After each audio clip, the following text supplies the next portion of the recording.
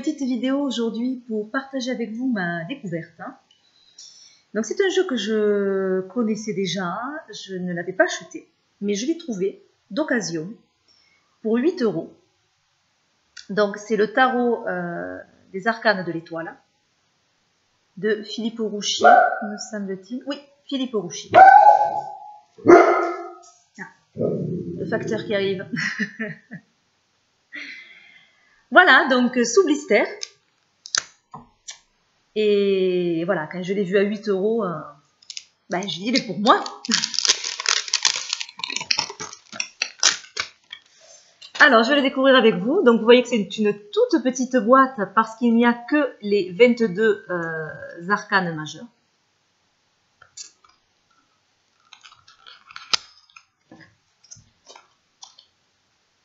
Alors,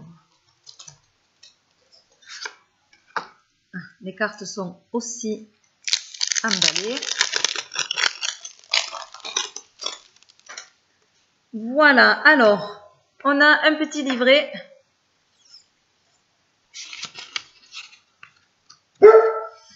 Avec les cartes, c'est quand même pas mal d'écriture. Pour une carte, il y a toute une petite page. Parfois, il y a juste 3 lignes. Donc là, quand même, c'est assez... ça a l'air assez complet. Donc, il y a un arcane par page. Voilà. Ensuite, il y a des méthodes de tirage, une seconde partie. Alors, il y a la croix celtique, évidemment. Et voilà, en tirage, il n'y a que celle-ci qui est présentée, puisqu'après, la seconde partie, c'est en anglais.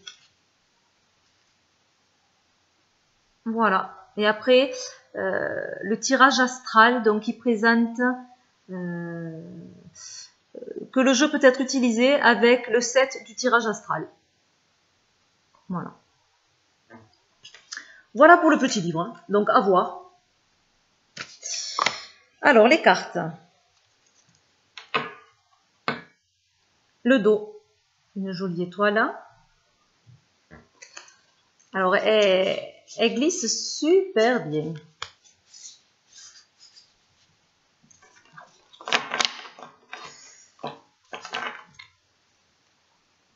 Bon, déjà, moi, je vois que les bordures, c'est pas possible. Il faudra que je les enlève. Donc là, on a le fou.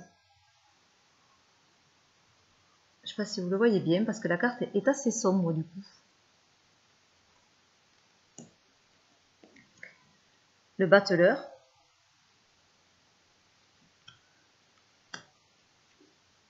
La papesse, très jolie. J'aime beaucoup la papesse. Elle tient, je ne sais pas, peut-être une boule de cristal, je ne sais pas trop.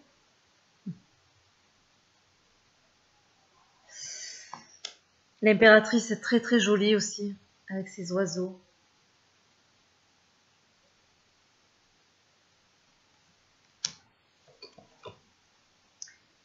L'empereur, très musclé.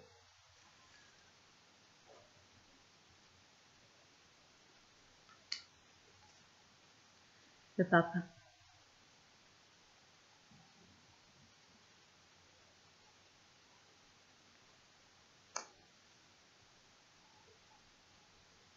Oh, j'ai du mal à la voir celle-là. C'est l'amoureux. Ça fait drôle, hein. Vous voyez qu'il il est caché. Le chariot, elle est très très belle.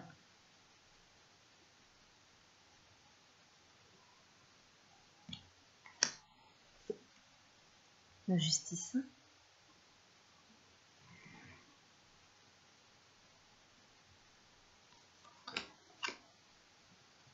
L'ermite, donc c'est l'illustration de la boîte. J'aime beaucoup cette ermite. Très très jolie. La roue de fortune. Donc on voit tous, ce sont des personnages. la force.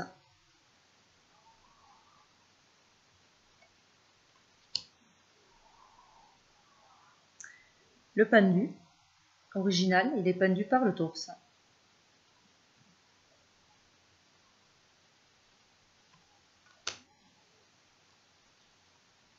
L'arcane sans nom, puisqu'elle n'est pas nommée comme dans le tarot de Marseille. C'est l'arcane 13.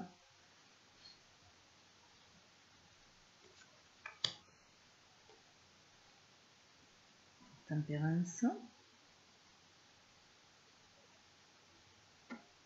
Donc il y a une jarre rouge et une jarre bleue.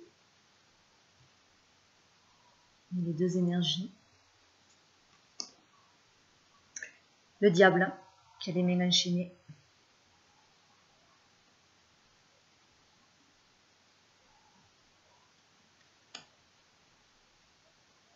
La maison Dieu, donc on voit la tour au fond.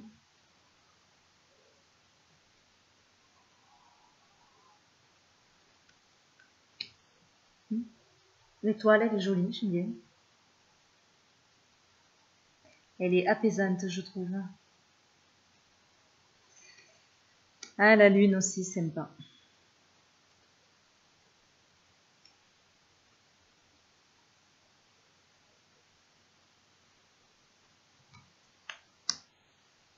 Le soleil, une puissance dans cette carte.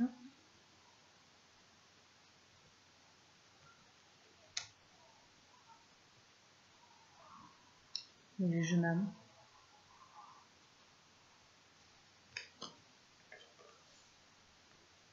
Et le monde.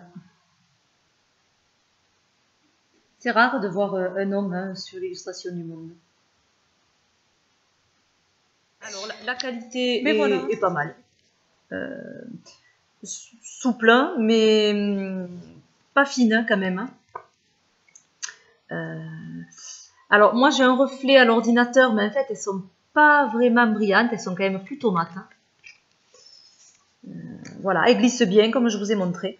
Alors le petit livre, si on prend un exemple, alors la carte de l'amoureux m'avait un petit peu étonnée. Alors je la trouve plus. On est quand même plus dans le tarot de Marseille, je trouve, avec ces illustrations. En voyant l'amoureux comme ça, moi ça me parle plus de choix. Il y a une partie à la lumière, une partie dans l'ombre. On va voir du coup ce que dit le petit livre. Alors, donc le 6e arcane du tarot est celui du doute et de l'hésitation. Il dit qu'il faut trancher, qu'il faut faire un choix. C'est en cela qu'il est une carte d'épreuve dans le cheminement initiatique du tarot. Une épreuve qu'il faut dépasser pour continuer la route. Mais il n'est pas si simple de choisir, et plus encore d'assumer ses choix, pour avancer sereinement dans les épreuves multiples et répétées de la vie. Il faut nécessairement choisir sa voie sans regret, sans concession. C'est de cette épreuve dont nous parle l'amoureux. Alors, un homme se tient debout devant un rocher sculpté et une branche d'arbre. Son corps est nu, son visage tendu se trouve dans l'ombre. Cet aspect indique une dualité, un conflit intérieur auquel il est livré et que lui seul peut résoudre. Aucun artifice extérieur ne peut lui apporter de soutien. Sa main droite est en contact avec le rocher. Elle lui conseille de s'engager du côté du minéral, solide, stable, immuable. Sa main gauche tient le rameau naissant de la branche d'arbre. Elle lui montre la voie de la vie naissante, de la sensualité et du mouvement. Qui l'emportera de la raison ou du cœur, de l'ombre ou de la lumière, de la solidité inerte du minéral ou de la souplesse éphémère du vivant végétal. Cet arcane pointe du doigt ce dilemme qu'il faut résoudre. On ne peut pas s'engager en même temps dans deux directions opposées. Le moment est venu de mettre à contribution l'enseignement des premiers arcanes pour éliminer le superflu.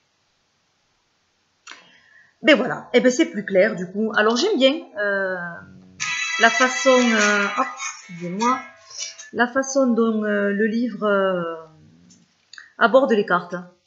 Je trouve ça vraiment sympa. De ce jeu, donc je suis assez contente vu le prix, 8 euros. Je l'avais vu sur un site, je ne sais plus lequel. Il ne m'avait pas déplu ce jeu, mais les frais de port étaient très chers. Donc voilà. Mais là, du coup, j'ai eu beaucoup de chance. Alors, c'est les éditions, je crois que je ne vous l'ai pas dit.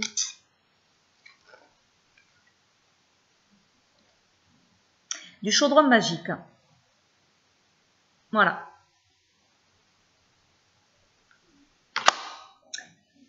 Voilà pour cette petite vidéo. Je vous dis à demain pour la question du mercredi.